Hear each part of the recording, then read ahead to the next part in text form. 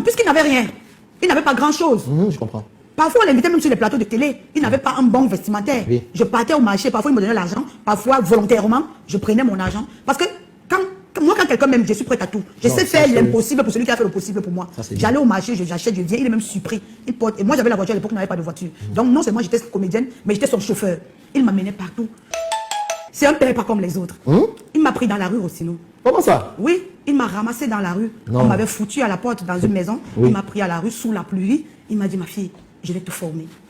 Parce que quand je vais sur le premier plateau de Caladan, bon, déjà moi j'ai payé 50 000 pour entrer dans ce métier. Non, comment? Explique-nous, est-ce qu'on paye pour entrer dans le métier? J'ai dit, j'ai payé. 50 000. Je ne vais pas vous dire sur quel plateau j'ai Sur quel payé. plateau? Donc, mais on m'a demandé. Non, ne dis pas le plateau, mais explique-nous. Les 50 000, c'était pour jouer. C'était pour entrer dans la troupe. Aïe, Un peu comme on peut dire qu'on a fait le casting, Oui. tu dois payer 50 000. Bon. J'ai payé 50 000 francs. Je suis arrivé dans la troupe. Tellement pour moi, parce que quand j'ai commencé le métier-ci, je venais à peine de perdre ma mère, je venais de me séparer du père de mes enfants. C'est le stress qui m'a fait réfléchir, puisque dans mon enfance, j'avais deux vocations. Soit je voulais faire l'armée, soit je voulais être comédienne, parce que mon père était très comique. Et il y a le père d'une de mes camarades de classe, le feu Massabatterie. C'est devant nous qu'il faisait tout ce qu'il faisait. Et puis quand j'ai perdu ma mère, j'ai perdu mon foyer, je me suis dit, bon, il faut que je trouve de quelle manière je peux me distraire. Oui. C'est comme ça qu'un jour, j'ai vu un sketch passé à la télé, j'ai pris le numéro, j'ai appelé, on m'a dit viens, je suis parti, on m'a dit la condition c'est que tu payes 50 000.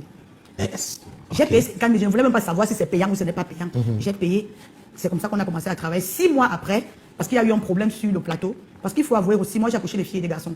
Je ne marche pas avec des gens qui font du mal aux enfants des gens, parce qu'on fera du mal à mes enfants. Tout à fait. Il y a eu un problème sur dans cette troupe, d'où j'ai refusé de me mêler, parce que ça concernait l'enfant à autrui. Et comme j'ai refusé de me mêler, on m'a enlevé de la troupe. Je suis parti. Et quand je pars, il me dit, il n'y a aucun producteur, aucun réalisateur qui va te prendre. Parce que tu as fait du blacklist. Oui, oui. Et moi, je ne savais même pas qu'on appelait ça blacklisté. Quand il m'a dit, ça, je suis parti. Tu sais ce que j'ai fait aussi, quand je suis parti? C'est là où je suis passé à Parole de Femme.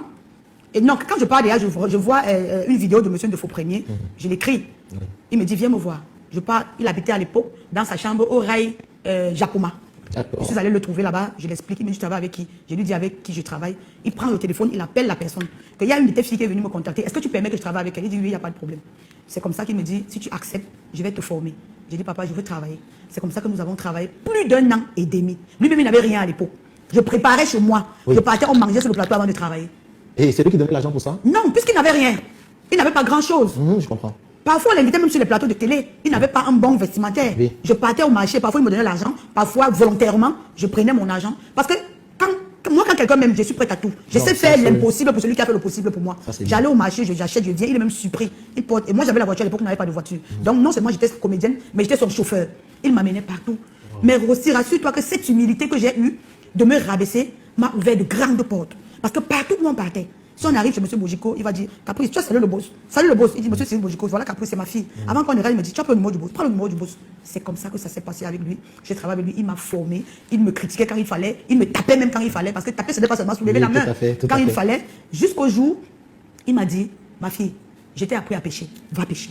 Et c'est comme ça que tu allais maintenant rencontrer Super Normo. C'est comme ça que je pars. Quand il me fait partir, je ne comprends pas que c'est pour mon bien. Ah d'accord, tu as même mal pris la chose en fait. J'ai même mal pris la chose. Je l'ai même boudé. Mais comme il est tellement rigolo, à chaque fois qu'il me voyait, il avait toujours son grand sourire là. Le père se moque même de qui. C'est là où Normo vient me rencontrer pour la collaboration. On commence une collaboration qui prend de l'ampleur. C'est là où il faut m'écrire chaque fois que ma fille, beaucoup de courage. Il ne manifeste aucun grain de jalousie. Non, c'est un homme. Je ne sais pas si la jalousie existe en lui. Il m'encourageait toujours, lui. Quand ma collaboration avec Normo a pris de l'ampleur, il était là, il m'encourageait. Un jour, il m'appelle, il logeait derrière l'hôtel de midi, là, tout en Colbon.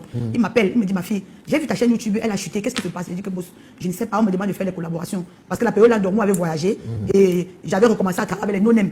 Parce que les internautes, quand ils sont habitués à quelque chose, quand tu les serves de ça, chacun se décourage d'abord avant de revenir en surface. C'est comme ça qu'il a organisé une journée de tournage pour moi. Il a dépensé près de 100 000 francs. Je suis allé avec mes acteurs, c'est lui qui a payé l'organisateur, c'est lui qui a payé les acteurs. Et après le tournage, il a ouvert une bouteille de champagne pour me dire, ma fille, j'ai fait ça aujourd'hui pour te dire félicitations. Parce que tu fais ma fierté de tout le monde avec qui j'ai travaillé. Tu m'as montré que tu es venu vraiment travailler et tu peux compter sur moi.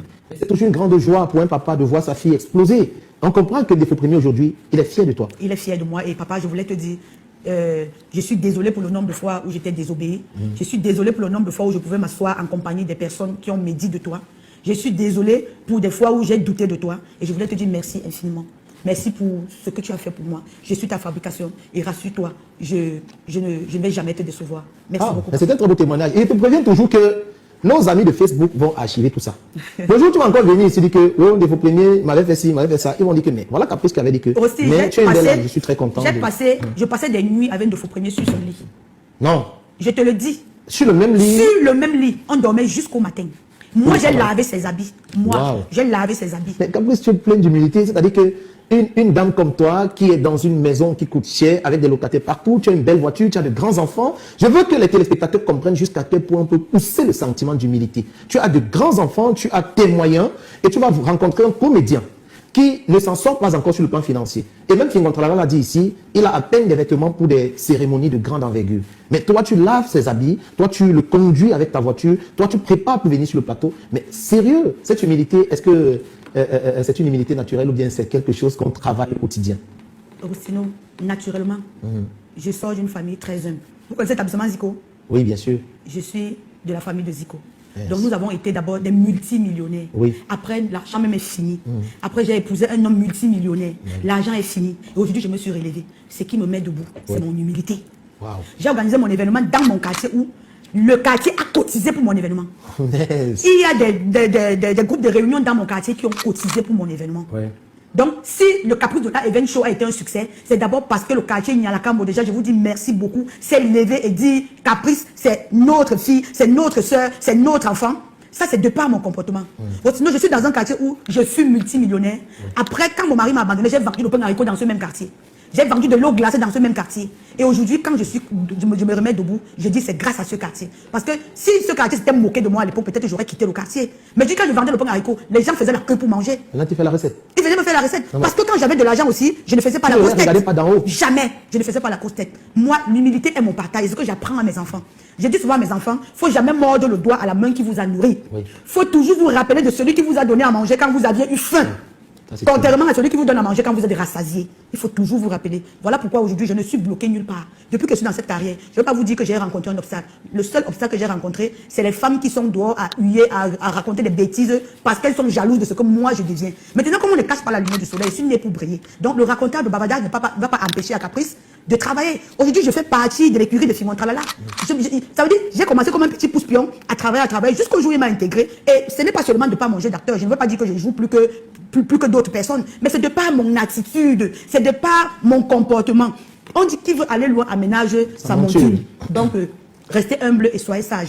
C'est ça qui va vous... Alors, chers téléspectateurs, surtout chers internautes, vraiment, avant d'écrire les commentaires bizarres et compliqués là, quand on fait souvent, on publie les extraits, vous vraiment copiez un peu sur l'humilité de Caprice. Cette dame est d'une humilité en